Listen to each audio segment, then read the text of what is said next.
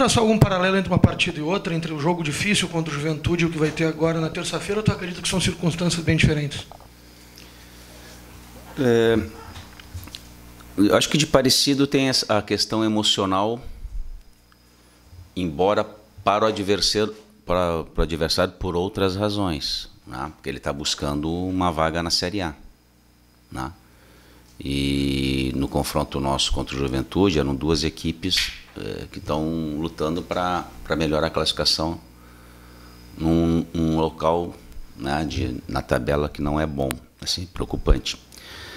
Nesse sentido, sim. Mas eu acho que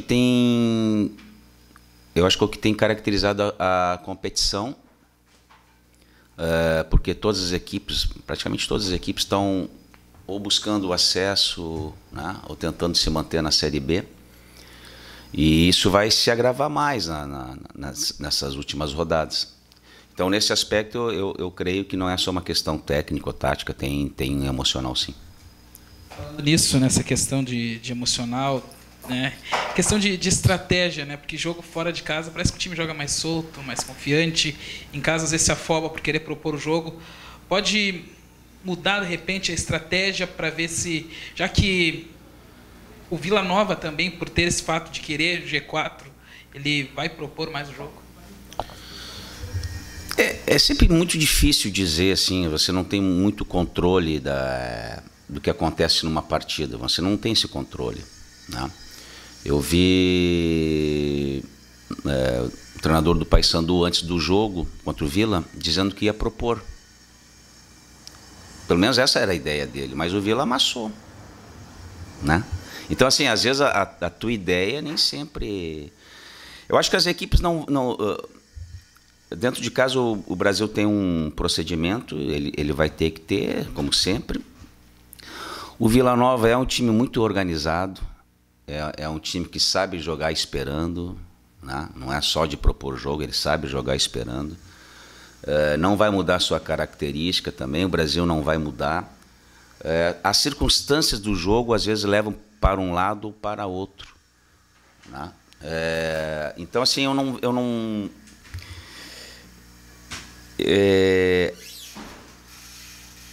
não vejo o Brasil mudando muito a sua maneira de atuar, porque assim, de uma maneira muito radical, porque nem tem tempo para isso entre uma partida e outra.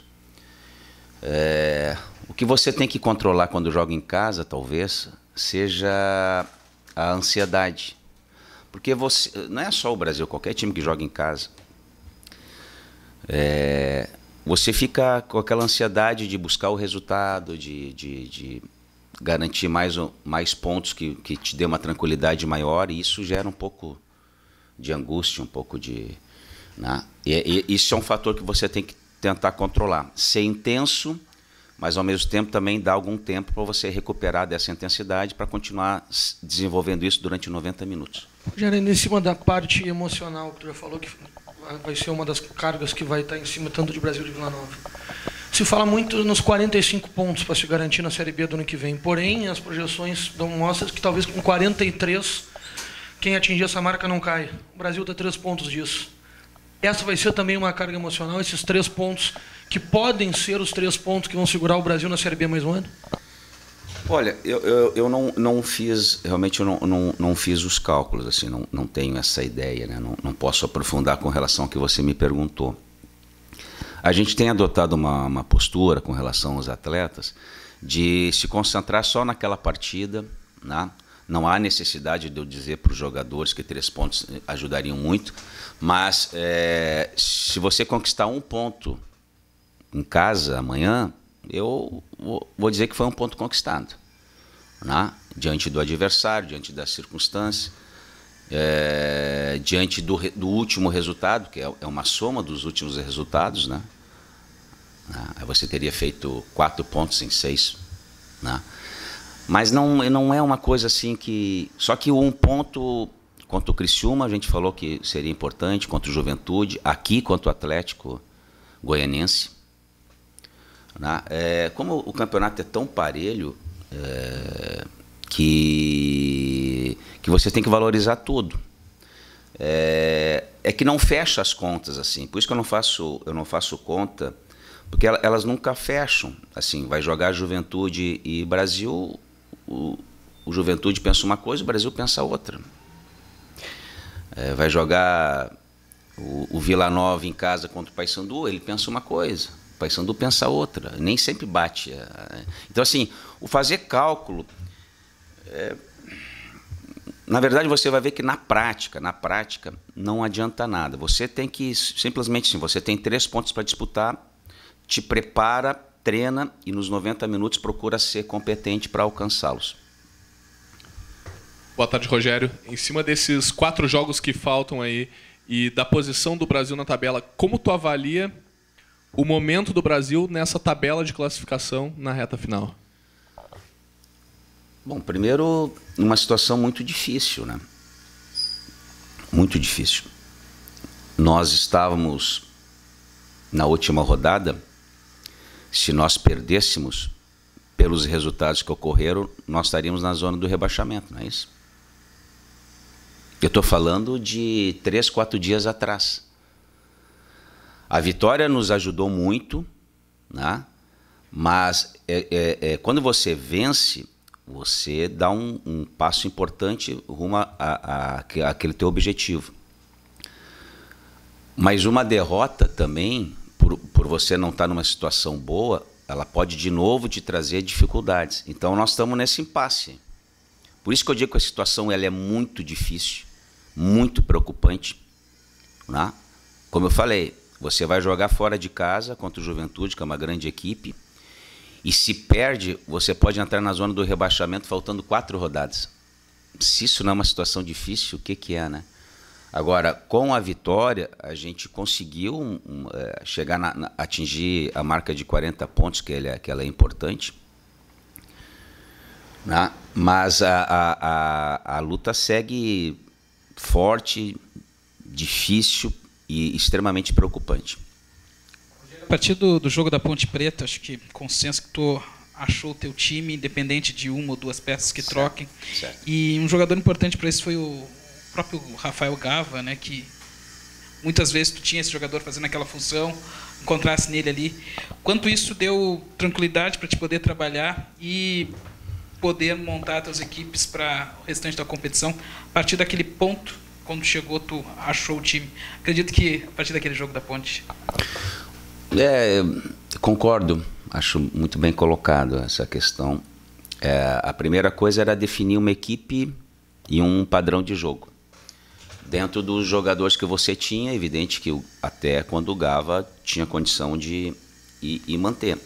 E tu falou uma coisa interessante, assim, independente de um ou outro nome, que em determinado momento o Michel está é colocado e faz o gol.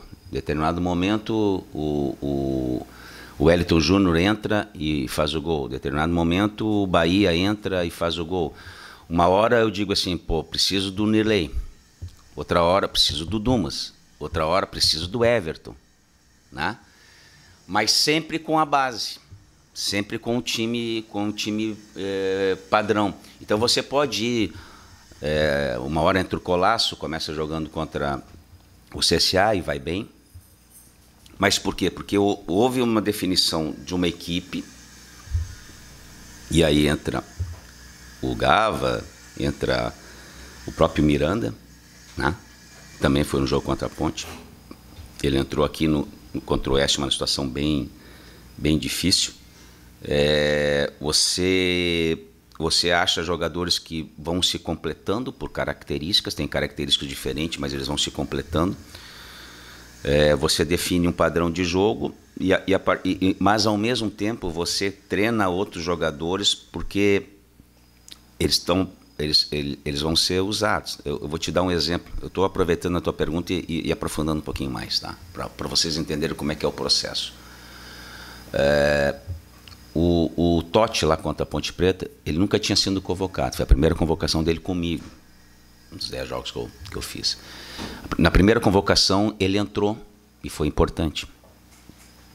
O Maicon contra o CSA, ele não tinha sido convocado nenhuma vez comigo e foi convocado. E entrou e jogou. Agora o Souza, foi a primeira vez que ele foi convocado. E ele foi convocado e jogou. Então, para você ver que além do time, além disso tudo que a gente está definindo o time, paralelamente, nós estamos trabalhando muito forte, inclusive jogadores que normalmente não aparecem. Evidente que em 10 partidas eu não vou conseguir usar os 34. Tem jogadores que não atuaram ainda, mas eles estão prontos. Mas a partir do momento que se definiu um padrão de jogo, e nesse caso o Gava foi importante porque era uma característica que nós não tínhamos para tentar achar um pouco de equilíbrio na equipe, entre atacar e defender. Rogério, na última coletiva pré-jogo, tu elogiou bastante o Michel, tu até fez algumas menções a ele, e ele entrou no segundo tempo lá e até entrou muito bem. Porém, o Wallace começou mais uma vez a partida. São características diferentes, porém para uma mesma função. Dá para dizer que hoje, às vésperas do jogo contra o Vila Nova, o Wallace está um pouquinho na frente na disputa com o Michel? Não. Eu acho que a primeira parte da tua pergunta, da tua colocação, é exatamente isso. Assim. São jogadores que têm praticamente a mesma função, com características diferentes. Eu me sinto privilegiado de estar com os dois num bom momento. O Michel entrou muito bem, tem uma característica técnica de segurar a bola, tal, é goleador, né? É que para aquele jogo, em função da dificuldade que nós íamos ter, e como foi o jogo contra o CSA, eu acho que o Wallace, para iniciar.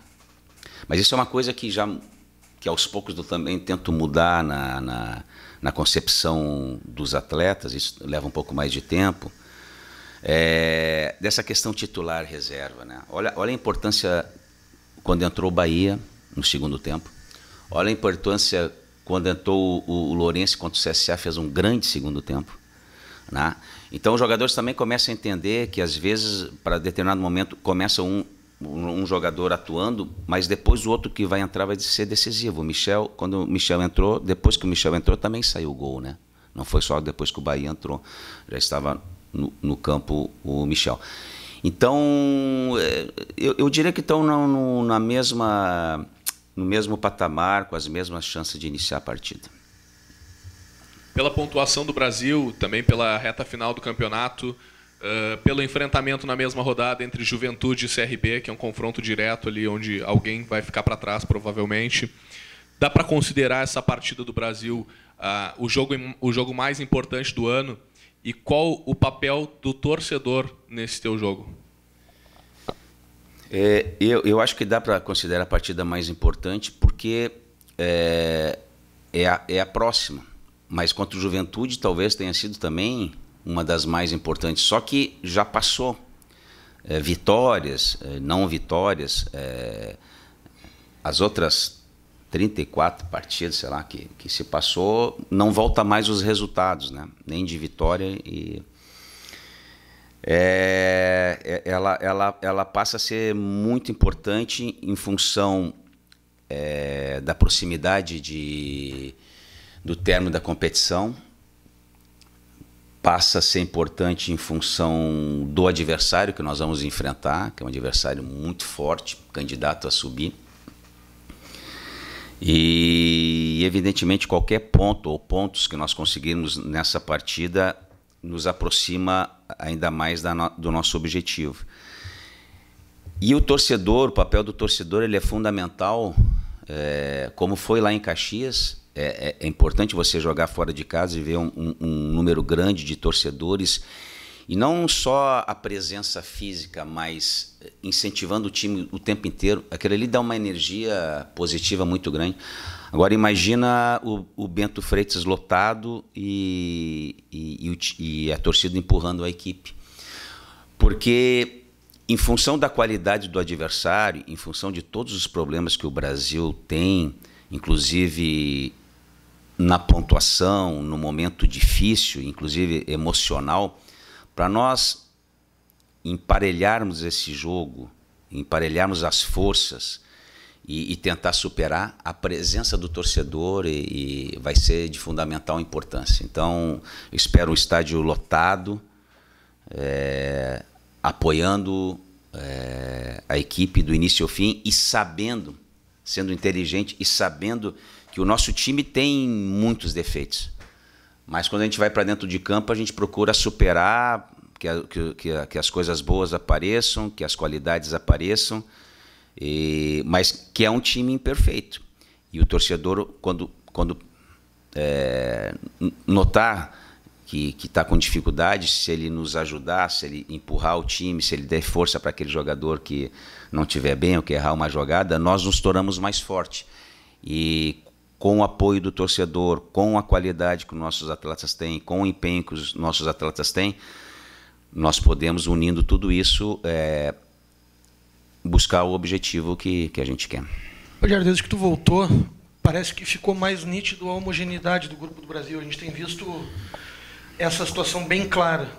No jogo contra o Juventude, que era muito importante, a gente viu um jogador que cresceu muito nas tuas mãos, foi o Wellington, indo para o banco para entrar o Lourenço.